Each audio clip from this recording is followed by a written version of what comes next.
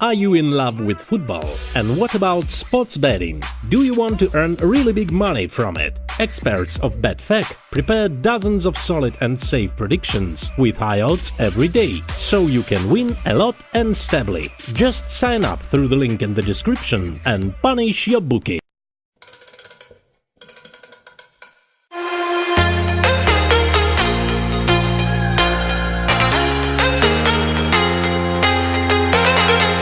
These are the results then from the quarter-finals that we know. And as you can see, look, 3-0 for Real. Bayern are ahead. They're going to go at home with a lead. Liverpool 3-0, Barca 4-1. You don't want to say they're all over, but there are 4 teams very much in control, Michael, aren't there? Definitely. I mean, the 2 Spanish clubs look home and hosed in terms of Barcelona and Real Madrid. I think Liverpool, I don't want to tempt fate, I think Liverpool are through, but it's Manchester City, they can score goals. And of course, Bayern Munich as well, I can't see anything past them. I think the 4, I'd be very surprised, put it that way, if those 4 that are leading now aren't going to be in the semi-final hat. What do you think? Well, the Bayern one is over. 2 away goals against the Sevilla side. That's over. They're going to go back home. The one that's not over is Liverpool, Man City. You think so? It was close. It's close to being over. But if City score early, we saw there that great City team conceded an early goal, and they just, you know, not that you fold, but you wobble and you're 3-0 down after 30 minutes. That could easily happen to Liverpool at the Etihad, but they need an early goal. You think about how much they miss Sergio Aguero. But Liverpool score once and they need 5 goals. One away goal, it's over. Yeah. OK. Well, let's turn our attention back to this evening. There's lots to look at. We've had 5 goals in our game. Take a look at this one first of all. And you were picking up on the sort of midfield role here of Rakitic and little things that you sometimes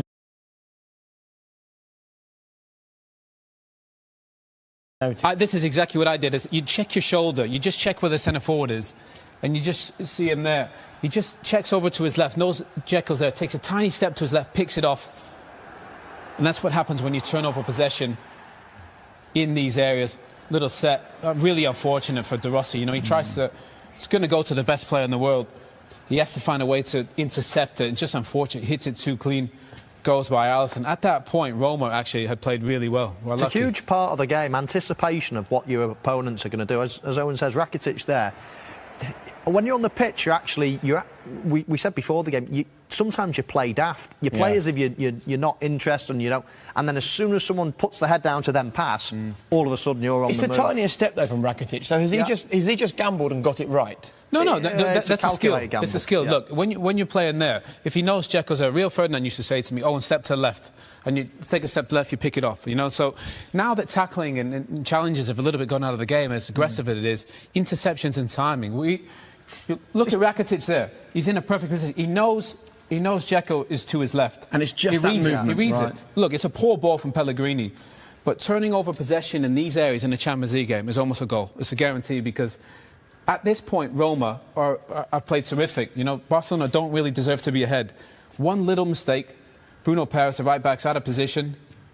Bit of chaos, it's a goal. From Roma's point of view, when you win the ball, you have to just expand as a team because otherwise you're just going to give it away straight away. So you have to get that first pass off. If you give the ball away on your first pass, then all of a sudden people have gone and you've got no time to get back then. Roma had 2 or 3 bodies out of position and then Barcelona can Michael's break. right. Sir Alex Ferguson used to say, first pass is important. Turnover possession, the first one's got to be good. You know, and that first pass, we'll say the first, so just after the second, Pellegrini was poor. OK, let's take a look at an opportunity for Roma. This was 17 seconds into the second half. And at the time, you were sure that he'd lost sight of the ball, weren't you? Yeah, I was trying to give the attacking player benefit of the doubt and thinking, well, that jump just in front of him was probably blinding. But I think this is a great angle. When you look at the ball, I think he can see it the whole way. And I just think he times his run wrong. He gets in there too early and you see he has to eventually arc his body. I think, looking at it like that, I don't think he's getting blinded at all by the ball. I just think he gets in there too early. If we roll it slowly, we can see actually that, I mean... Semedo has the tiniest jump there. But I think Michael's right. I think he almost overruns it. You know, his body's almost a bit ahead of it. He's leaning back, he's got in front of the ball. And obviously with that curl coming that way, you know, it can deceive you a little bit. I don't think the jump in front of him helps.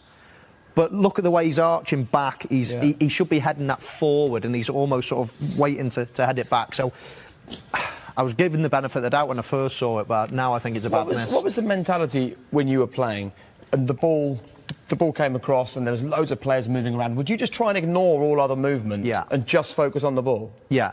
Just imagine no one's going to get it and just do your thing. Yeah, definitely, yeah. As soon as a cross comes in, you pick up a flight really quick, right. Or you should do.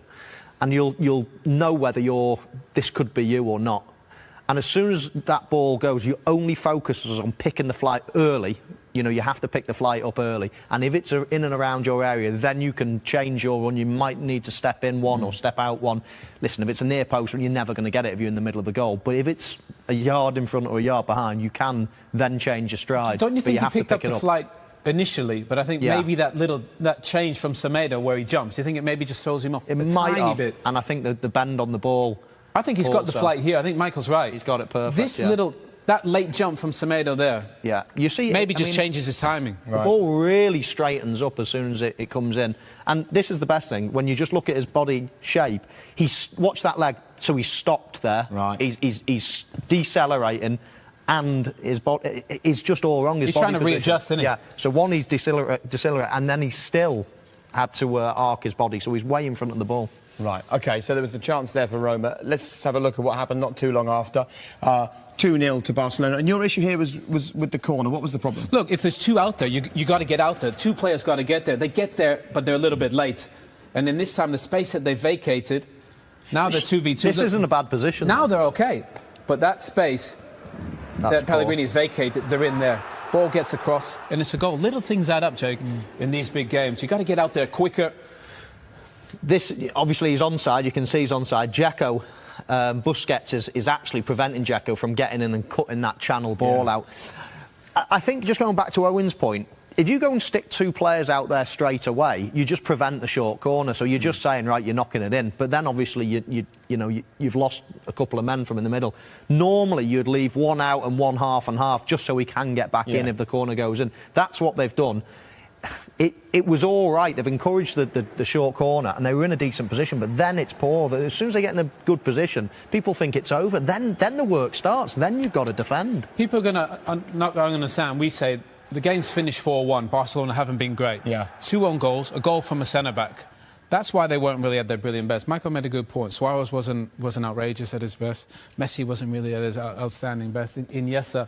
But still, this team can find a way to win a game 4-1, even though, like Bayern yesterday, they never really got out of third gear. OK, so 2-0. Let's take a look at 3-0. And as soon as we start this, if we just stop it there, your issue here, both of you actually spotted this straight away, and you were about as close to angry as the two of you get with the fullback. No, it's not angry, but the point is, look, you've got Kolarov up there, you've got Bruno Perez, that's the right back. That's your fullbacks at the Camp Nou. You know, in that first half, we showed those clips at half-time where they were compact. There was about 7, 8, 9 players at times. Look at this clip. If we just let it run on, these are your fullbacks.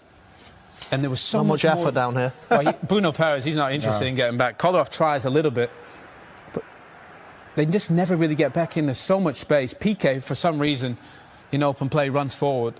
And this is where your right-back should be. That's where Bruno Perez should be. Never gets back in. And the two centre-backs, they have to get all the way across. That leaves the space for Suarez. He recognises it, leaves it there. Really good save from Alisson. So unlucky. Falls to Piqué. Look at this as well, though. I mean, as Owen says, there's the 5. There was 8 or 9 in this position in the first half. Just mention, I know people will push this away because they've scored and everyone will think, oh, it's a great assist by Suarez. We mentioned how off his touch was today. Watch his first and his second touch was so poor, and he can't even get a proper shot off. What about ball from Messi, though? It's a great ball. Way too far up, so he has to take and then it's underneath the body as well. Yeah. He can't get enough power then. So his first touch is under his body. Normally, you'd want your first touch so you can strike. Then he has to have another one, and even that's a poor touch. And then he's almost stubbing it from underneath him. Now, it's obviously a goal. No one will say anything. Yeah. He's just off colour at the moment. We'll see him in a moment with the 4th goal for Barcelona. But what is the deal when you're playing a game and you're just a little bit off colour? I used to find it a lot. When I came back from injury, I wasn't a quick starter straight away. I used to find a touch. And we're talking fractions, you know, just there, you're talking 3 inches and it's a perfect touch. Just under his body, needs another one. Again, just under his body. And that affects the next thing. Your first touch is so important, and when your first touch is off, it has a knock-on effect. Then you can't do what you want to do with your second touch because it's under your body, you're giving it away, it's in the wrong position. So And I used to find that coming back from injury, if I'd been off for 3 or 4 weeks, it was just 2 or 3 inches out. 2 or 3 inches out round here. No, that's nowadays. That's nowadays for all of us. Ter Stegen had an important part to play tonight. We spoke about the importance of Alisson, but as Roma just started to turn the screw, he was there when he was needed. Well, look, he's brilliant with his feet, Ter Stegen. Little Cruyff there, but gives it away. But he does well. He gets back in, makes a really good save. And they did. You know, you have to say, Roma, they did have some chances late on the game. They came, you know, they created a bit more, and they were unlucky maybe. I mean, that was a bit of a show save, really, from Ter Stegen. He is a terrific goalkeeper.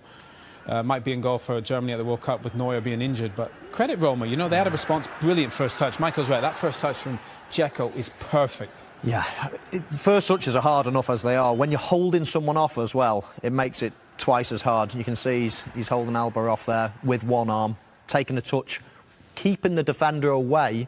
If he takes a touch on his right leg, he's too close to the defence, so he has to keep him away with one arm, keep distance with the touch as well, and then finish. It's a really, really good clinical goal. He was brilliant at that, Edin Dzeko. Because he's right-footed, everyone thinks he scores most of goals with his right, but actually, he opens out his body with his left foot wonderfully. He's a brilliant finisher with his left foot. Strong as well. Very strong.